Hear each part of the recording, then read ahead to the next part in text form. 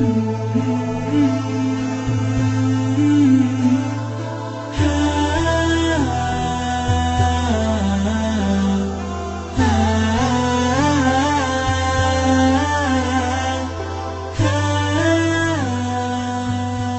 kita harus merefresh nawaitu menghafalkan Quran, merefresh nawaitu kita mulai lagi belajar baca tahsin sampai tahfiz, terus murojaah ya sampai meninggalnya kita aja.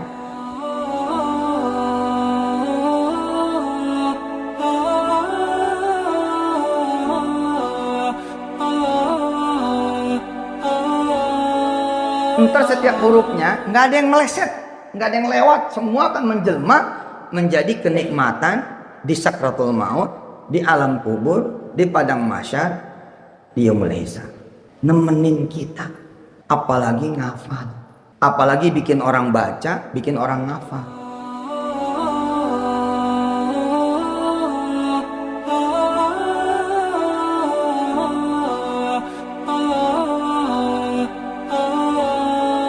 Bismillahirrahmanirrahim. Udah ada K. Saiful, ntar K. Saiful yang nerusin insyaallah. Assalamualaikum warahmatullahi wabarakatuh.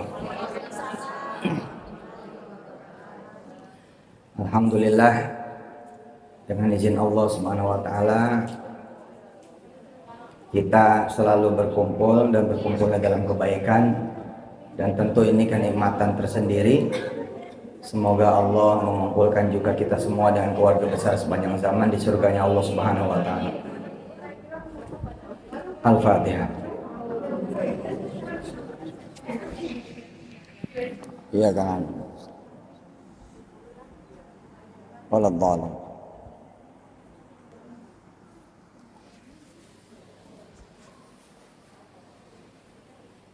Barusan saya sampaikan tanggal berapa ini? 28 Februari di pesantren Darul Quran. Saya sampaikan 3 nasihat guru-guru kita, 3 nasihat dari ulama terkemuka yang insya Allah terpercaya. Semoga bisa merefresh, mengingatkan kembali nawaitu dasar pendirian, pengembangan pesantren tahfiz Darul Quran dengan segala irisannya, termasuk yang terbaru Rumah Tahfiz Al-Mansur yang kemudian muncul belakangan, malah setelah 20.000 lebih rumah tahfiz, dan juga Darul Mansur. Mudah-mudahan bisa mengokohkan nawaitu dasar, berawal dari saya sendirian dengan izin Allah berdua sama Quran zaman dulu dan terpesona betul sama Quran. Ya Allah, Quran sampai kayak begini ya, girang gitu zaman dulu tuh, girang, gembira, bahagia berdua sama Quran. Nggak nyangka bila berduaannya saya dengan Quran dengan izin Allah, bermesraannya saya dengan Quran dengan izin Allah, lalu membuka lebar sayap sampai ke seluruh penjuru dunia. Ya nggak kegeeran, tapi ngelihat perkembangan tahfiz di mana-mana, termasuk di belahan bumi Allah di luar Indonesia, saya rasa semua ada kaitannya, ada barokahnya dari kegiatan dakwah dan syiar serta pendidikan tahfiz Quran yang kita lakukan dengan izin Allah Subhanahu wa taala. Karena itu tidak ada yang lebih pantas kembali meniatkan menghafal Quran, kembali meniatkan belajar Quran, kembali meniatkan merampungkan ya, belajar baca Quran sampai kemudian tahsinnya, hingga kemudian tahfiz, tadabbur dan tafsirnya serta pengalaman dan pengamalannya, kecuali diri kita ini sebenarnya. Karena menyandang nama juga Darul Quran, tempatnya Quran. Saya mengulang sebelum nanti saya serahkan kepada Yai Saiful. Di antara nasihat ya, dari sekian banyak nasihat tentang tahfiz, tentang Quran. Yang pertama saya nukil datang dari Habib Umar Tarim Yaman. Mengutip hadis Bismillahirrahmanirrahim. Siapa orang yang menghafalkan Quran ya, dan dia belum selesai, keburu mati, keburu meninggal, maka Allah mengirimkan malaikat ke alam kuburnya, ngajarin dia untuk nuntasin ngapal Qurannya. Masya Allah. Nanti kita lihat ya, ada benang merah yang saling kait mengait antara tiga nasihat ini. Jadi yang pertama, Allah akan mengirimkan malaikatnya ke alam kubur kita. Ini hebat ini. Yang lain lagi direjeng, disiksa, digebukin sampai semodar-modarnya, dihidupin lagi, dibuletin lagi, dimunculin lagi, digebukin lagi, dihancurin lagi. Ngeri sengeri-ngerinya dah. Lah kok kita malah lagi diajarin baca Quran, lagi dituntun untuk menuntaskan ngapal Quran 30 juz. Dan itu terjadinya di alam barzah, terjadinya di alam kubur. Buat siapa? Buat yang mau ngapal Quran dan udah bener ada bukti dari niat ngapal Quran, sementara dia belum selesai. Saya pernah nanya, termasuknya dengan izin Allah, orang yang udah ngapal Quran tapi dia lupa. Asal jangan niat melupakan. Makanya di Darul Quran kalimatnya diganti menjadi nusina, bukan nasina. Minhuma nusina, bukan minhuma nasina. Artinya memang enggak disengaja gitu. Karena sibuk barangkali, karena lagi pusing, puyeng, ada beban hidup, tapi nggak dihilangin, cuman kendor aja gitu. Nah termasuk yang begitu juga nanti tetap dikirim sama Allah karena kebaikan nawaitunya ketika dia memulai berinteraksi dengan Quran. Oke, sampai sini dipahami? Indah kan? Artinya gampang sekali untuk menghindari siksa alam kubur. Gampang kalau ngeliat kayak begini. Ya udah aja ngapalin Quran. Dan gak usah khawatir. Senyampainya kok.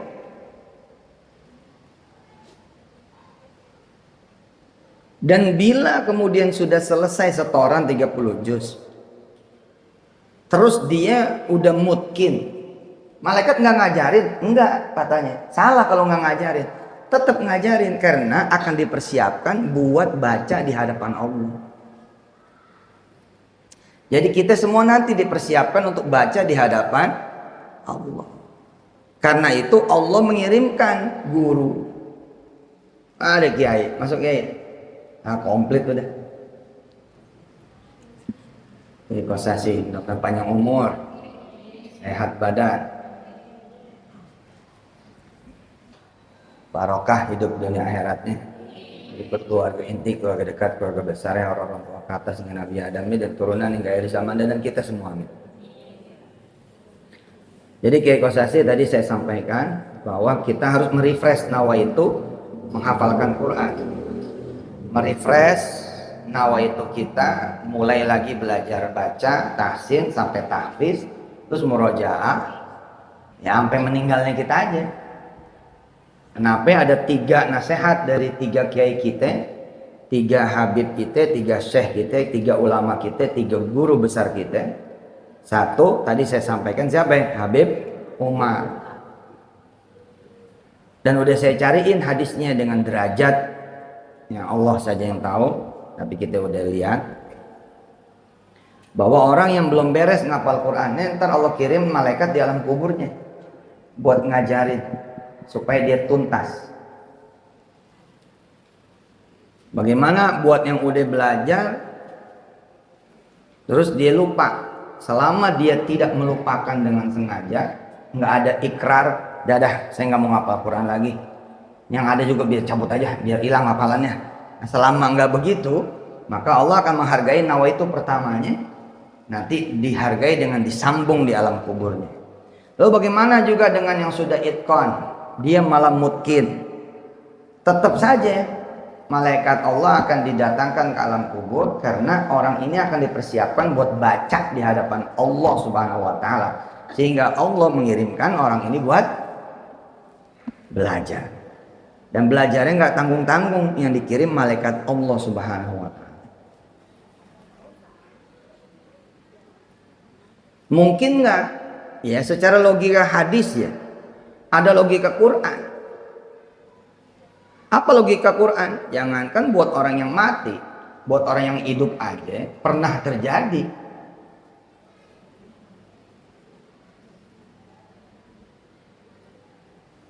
Dengan peristiwa yang tetap Allah yang tahu, cerita dua malaikat yang yu'allimani, apa yang diajarinnya, apapun juga semua seizin Allah, sekehendak Allah, sepengetahuan Allah, dan hal-hal lain.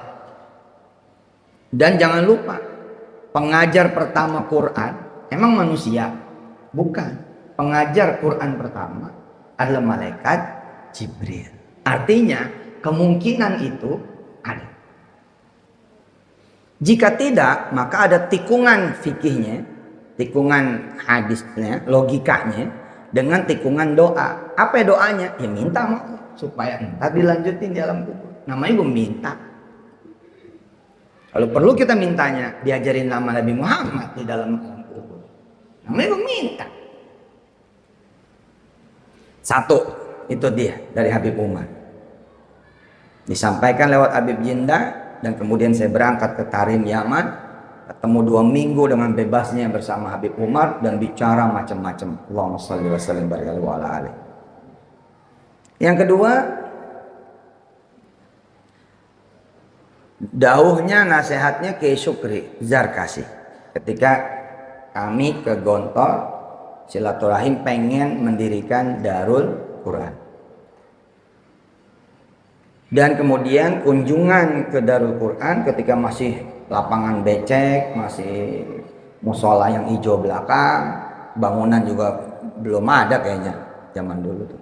Masih awal-awal gedung Al-Ikhlas. Ya Syukri begitu bahagianya, senangnya, karena dulu itu menyandang gelar nama sebutan pesantren tahfiz itu masih nggak ada kayaknya, jarangnya minta ampun. Kaget sekali Kiai Syukri, tapi kagetnya kaget senang, bahagia, sampai ngomongnya begini. Beliau nyetir mobil keliling bersama saya, tapi beliau yang nyetir. Apa beliau bilang? Udah bener itu, ih bener banget, itu bener, itu bener. Ngomong bener itu, bener. Satu Yusuf, udah bener. Ngomong gitu. Pokoknya kalau Quran gak bener lah. Cuma baca tok. Setiap hurufnya nanti akan menjelma menjadi malaikat-malaikat yang ganteng, yang rupawan, yang manis, yang wajahnya indah, yang menyenangkan hati. Setiap huruf baca tok, dia bilang. Jadi ibu-ibu nih, bapak-bapak semua, jamaah, selama dia baca Quran itu akan dikumpulin kata Kiai Syukri. Ntar setiap hurufnya nggak ada yang meleset, nggak ada yang lewat, semua akan menjelma menjadi kenikmatan di sakratul maut, di alam kubur, di padang mahsyar, di yaumul hisab. Nemenin kita, apalagi ngafal, apalagi bikin orang baca, bikin orang ngafal. Terus dibuletin sama Kiai Hasan. Nanti kita akan berdiri di padang mahsyar bukan golongan, bukan kelompok, tapi ummah, dia bilang. Kenapa? Karena satu murid antum mungkin dia akan punya majelis, mungkin dia akan punya sekolah, mungkin dia akan punya madrasah, mungkin dia akan punya pesantren, mungkin dia akan punya kampus. Lalu muridnya bermurid lagi, muridnya bermurid lagi, muridnya bermurid lagi, sampai nggak kelihatan ujungnya. Itulah ummah, dia bilang. Dan istimewanya ketika kita ada di padang mahsyar, di hari berbangkit, di alam kubur, semua yang dibaca dan dibacakan kepada orang lain, semua yang didengar dan diperdengarkan kepada orang lain, itu akan menjelma menjadi malaikat-malaikat Allah, makhluk-makhluk yang menyenangkan, yang juga hanya Allah yang tahu kayak apa bentuk dan wujudnya.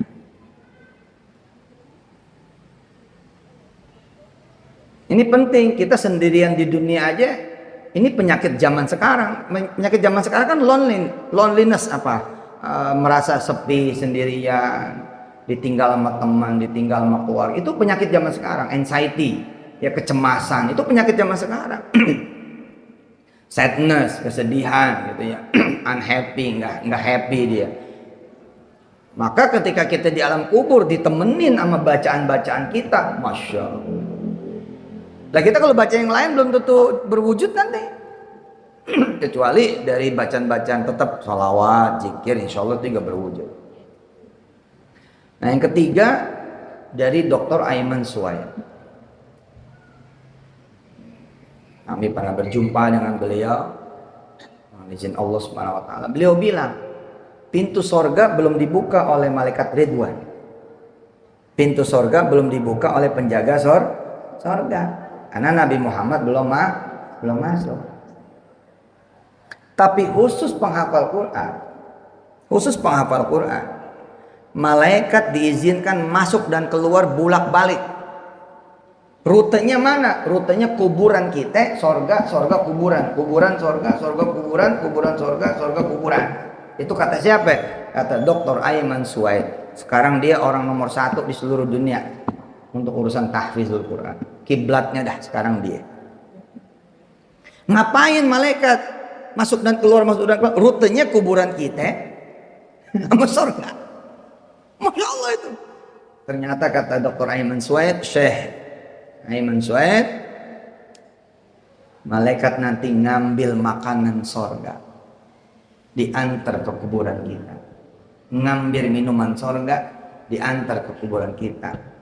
Ngambil kemudian buah-buahan sorga, diantar ke kuburan kita. Sampai ngambil kasur bantal guling, firashul jannah, begitu kalau kata Dr. Ayman Suwaid, itu nanti ditarik ke dalam alam kubur kita. Sorga belum dibuka, tapi barang yang ada dibawa-bawain sama dia. Menjadi jamuannya penghuni kubur bila dia min ahlil Qur'an.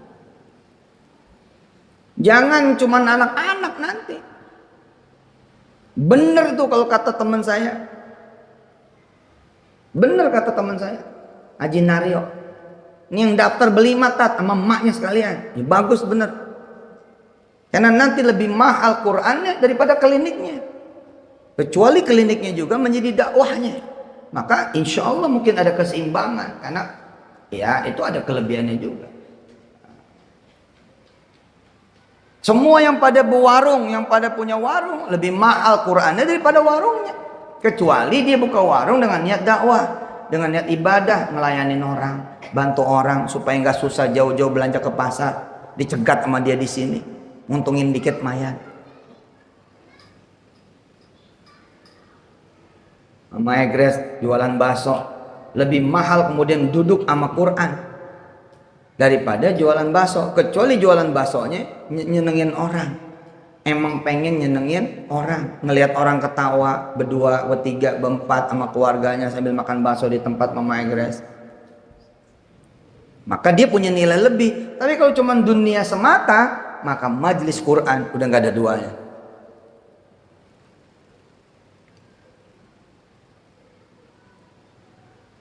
Coba semua yang mendengar 3 dawuh ini, masa tidak menghidupkan kembali? Ya sih, bismillah.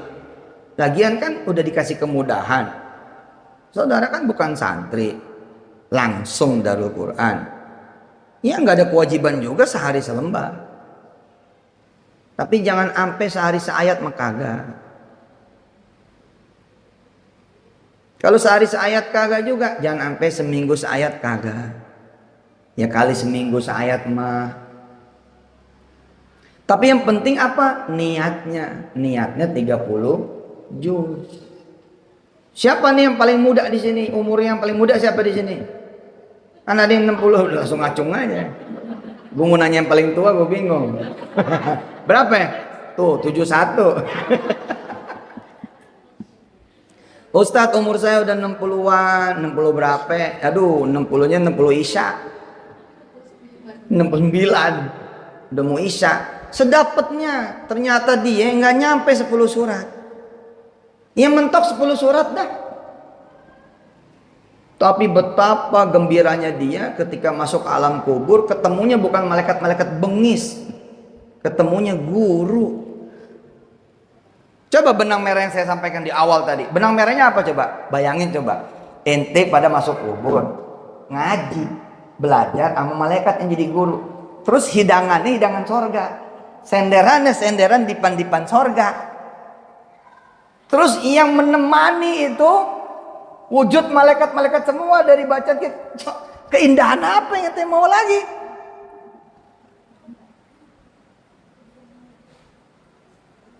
Jadi doanya para pengiring jenazah, doanya para imam dan sholat jenazah, imam dan makmum sholat jenazah, itu yang langsung dapat amin, yang dapat pengabulan penghafal Quran. Ketika doanya apa? Allahumma ja'al qabrahu raudhatan min riyadil jannah wa la taj'al qabrahu hufratan min hufarin niran. Lah, ini yang udah dapat duluan mah orang yang berinteraksi sama Quran, udah dapat duluan. Emang apa itu artinya itu doa? Ya Allah, jadikan kuburannya taman-taman sorga. Dan jangan jadikan kuburannya tepian neraka. Udah duluan.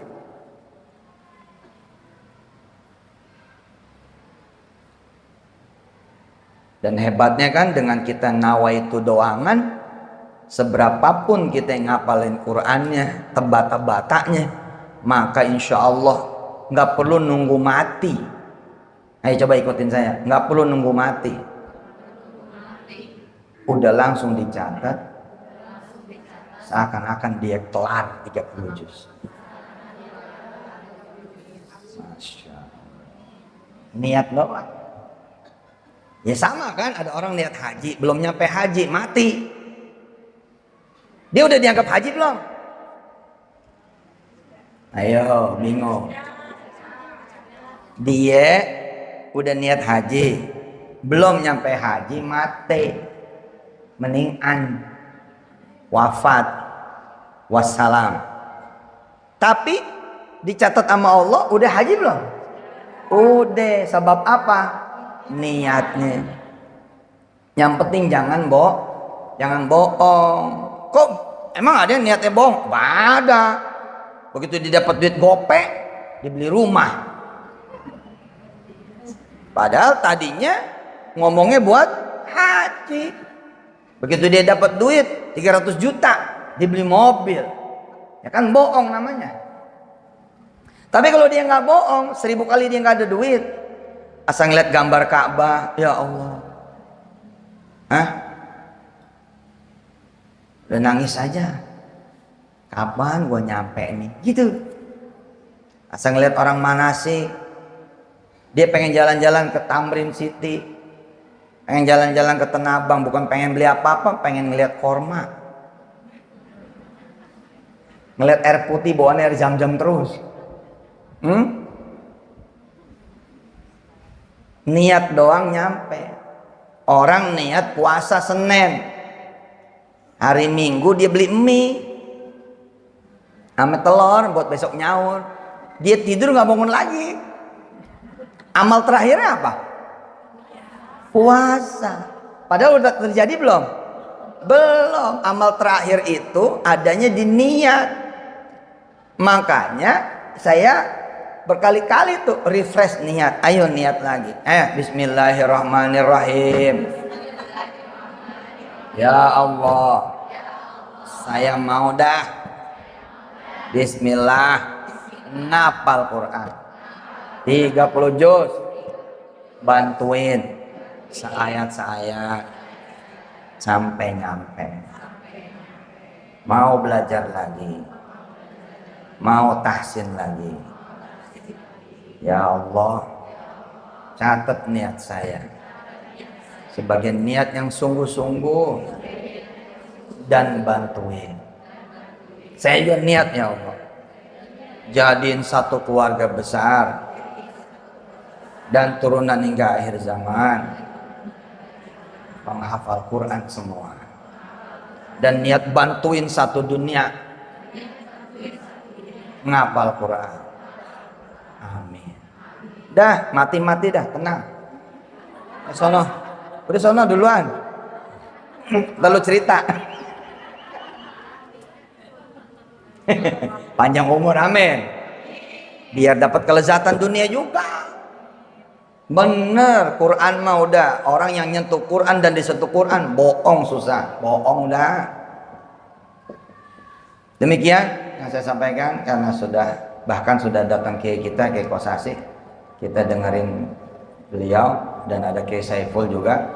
Khusus penutupan karena ustadznya banyak yang hadir, kita sampai jam 8 malam. Bubar. Ngelihat jam masih jam 4. Jauh amat. Makasih ya udah istiqomah ngaji, subhanallah. Dan saya perhatiin ibu-ibu di sini istimewa, kayak nggak pernah ada yang mukanya lecek.